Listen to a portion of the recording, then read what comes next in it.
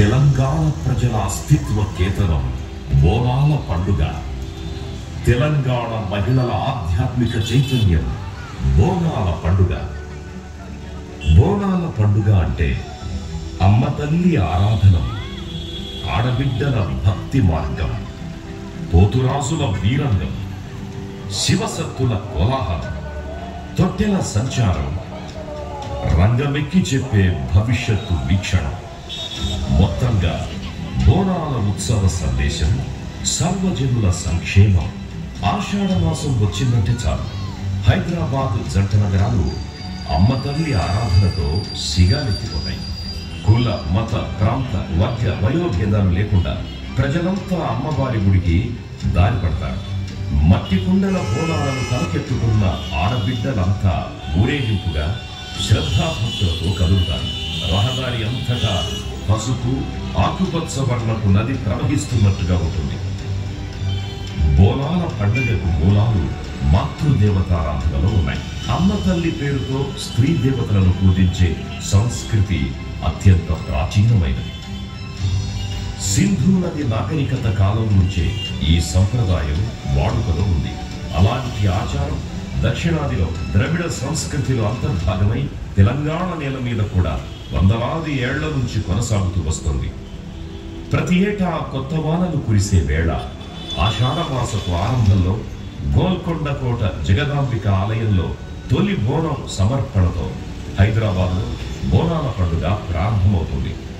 సికింద్రాబాద్లోని ఉజ్జయిని మహంకాళి ఆలయానికి ఒక ప్రత్యేక చరిత్ర. 1813వ సంవత్సరంలో సికింద్రాబాద్ ప్రాంతంలో కలరా వ్యాధి ఎంతో మందిని పొట్టన పెట్టుకున్నది.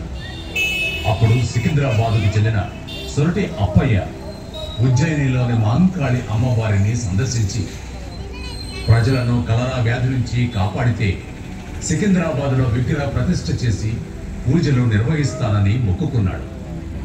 కలరా వ్యాధి తగ్గడంతో 1815లో అమ్మవారిని ప్రతిష్ఠ చేసి ఉజ్జయిని మహంకాళిగా నామకరణం చేశాడు.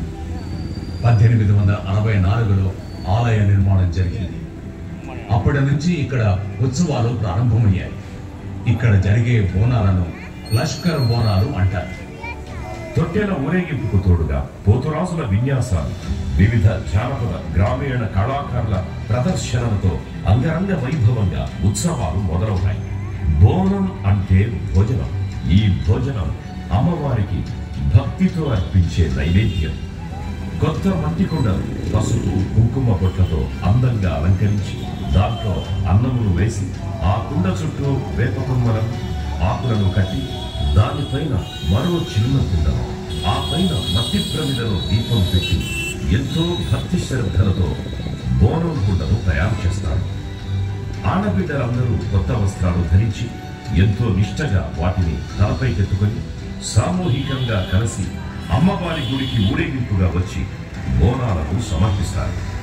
అమ్మవారి దగ్గర సాక పోసి పిల్లా పాపలను, కుటుంబ పెద్దలను అందరినీ సల్లంగా చూడాలని అమ్మవారిని వేడుకుంటారు. మల్లమ్మ, మారెమ్మ, మైసమ్మ, నల్లపోచమ్మ, గండి మైసమ్మ, బత్తి పోచమ్మ, గోల్కొండ జగదాంబిక, లాల్ దర్వాజా, సింహవాహిని, ఉజ్జయిని మహంకాళి, బల్కంపేట ఎల్లమ్మ, పోచమ్మ, పేరేదైనా అమ్మవారు ఒక్కరే. ఆ అమ్మవారిని కొలిచే ప్రజల భక్తి ఒక్కటే. బోనాల పండుగలో భక్తి మాత్రమే కాదు, లోక కళ్యాణం కూడా ఉంది. ఆషాఢ మాసంలో విజృంభించే రోగకారక క్రిములు, సూక్ష్మజీవుల నుండి ప్రజలను రక్షించే ఆరోగ్య సూత్రాలు ఈ బోనాల పండుగలో ఇమిడి ఉన్నాయి. బోనాల పండుగలో విరివిగా వాడే పసుపు, వేపాకుల కొమ్మలలోని యాంటీబయోటిక్ లక్షణాల వల్ల ఈ కాలంలో వచ్చే వ్యాధులు నిరోధించబడతాయి.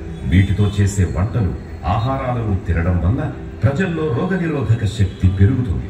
అంతేకాదు, రేపేం జరుగుతుందో తెలుసుకోవాలనుకునే మానవ ఆసక్తికి అవకాశాన్ని ఇచ్చేది బోనాల పండుగ.